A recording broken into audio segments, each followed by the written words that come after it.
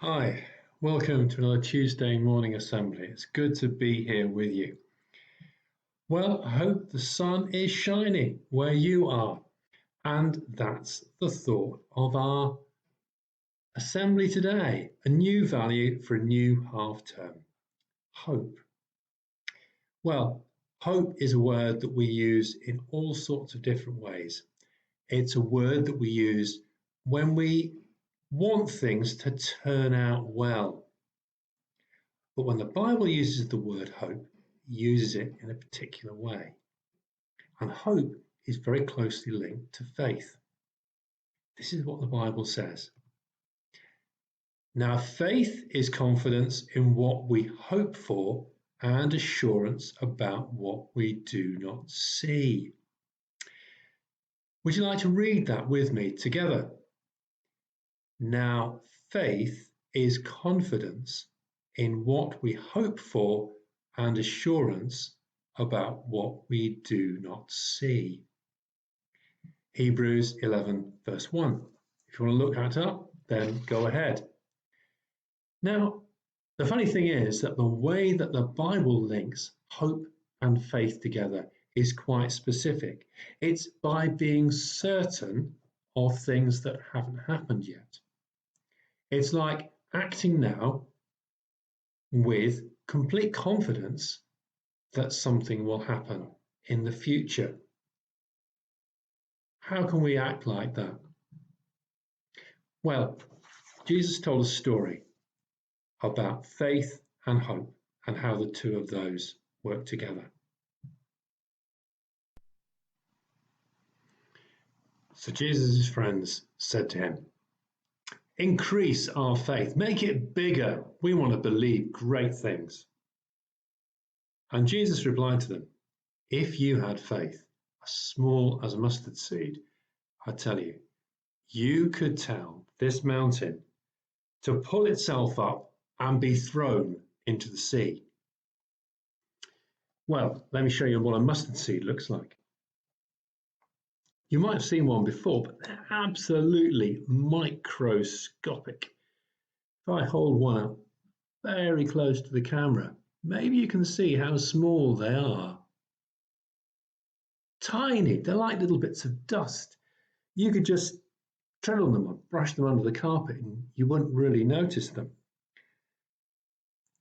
And Jesus said to his disciples, "Surely your faith is bigger than that."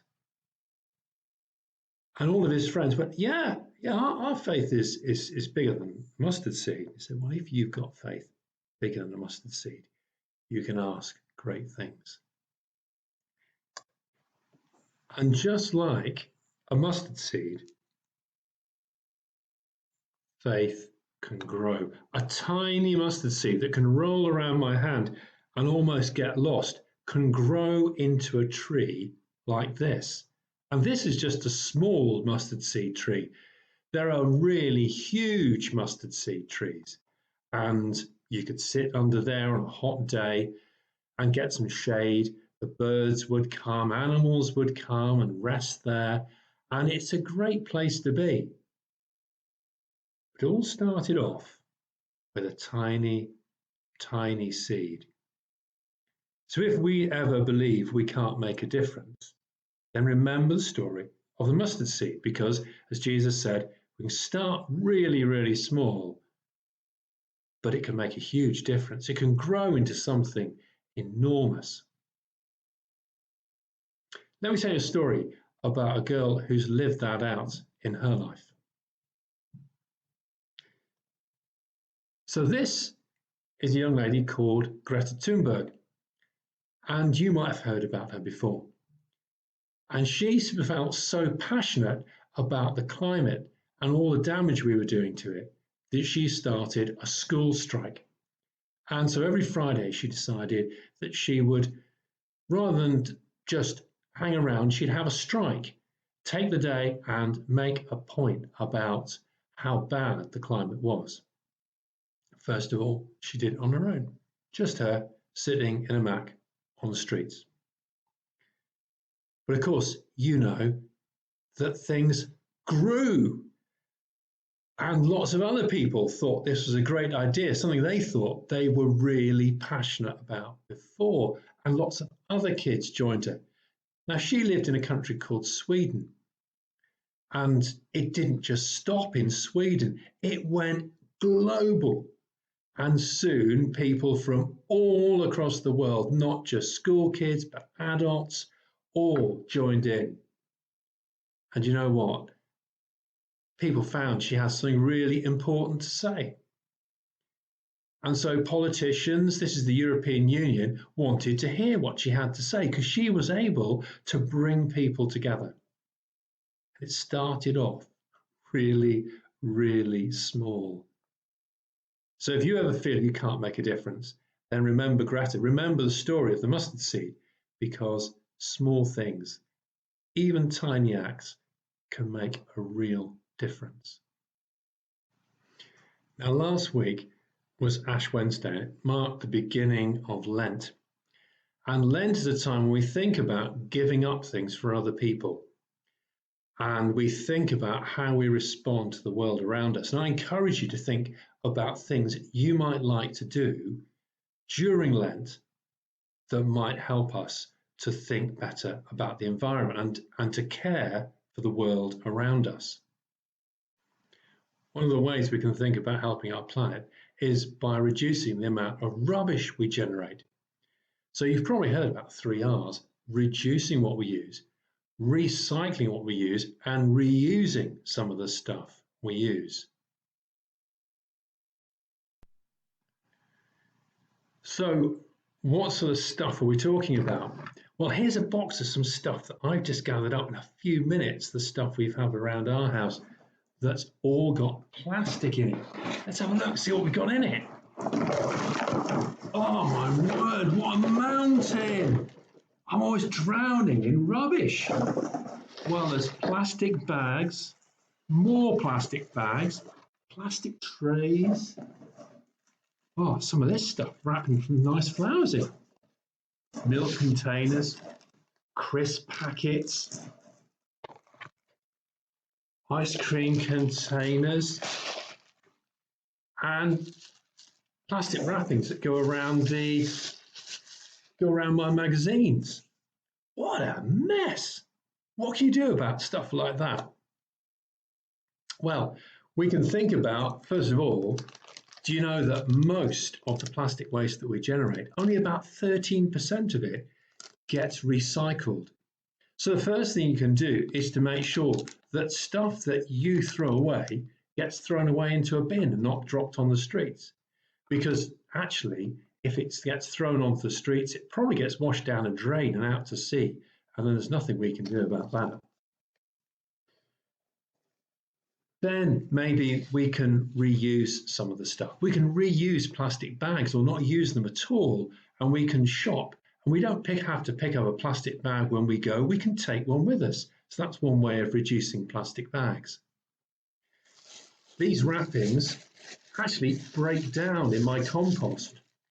And a lot of the magazines that I get at the moment, they are sending them now to me because I asked them to do that in wrapping that biodegrades. That's going to go in my compost heap, and I know that in 4 months' time it won't be there, it will have broken down. There's lots of things we can think about. I wonder, what are the things that you might like to think about this Lent? Maybe you can change what you buy. Maybe you're going to buy things more in cardboard and less in plastic. And maybe the sweets that you eat, you're not going to throw the wrapper over your shoulder. You can put it in the bin. Maybe you've got other ideas about how we can look after our planet just in the local environment around us. Or maybe you've got some bigger ideas. Remember that story of the mustard seed, how small ideas grow to make really big changes. And I'd love to hear them from you. So if you want to tell your teacher what you're doing, maybe your teacher can tell me, and I would be really chuffed to hear about all the things that you're thinking about doing for this Lent to make a difference to the environment. So let's close with a prayer, and we'll use the words about our planet written by a very famous man called Archbishop Desmond Tutu. And this is his prayer for the earth. And if you'd like to use the words on the screen and join in with me, that would be great. Creator God, you have called us to be keepers of your earth. Through greed, we have established an economy that destroys the web of life. We have changed our climate and drown in despair. Let oceans of justice flow. May we learn to sustain and renew the life of our Mother, Earth. Help us to share the resources you have given us, to raise our voices for justice and to bear the cost of change. May our leaders act with compassion and courage, and lead us in the path of justice for the sake of our children and our children's children. Amen.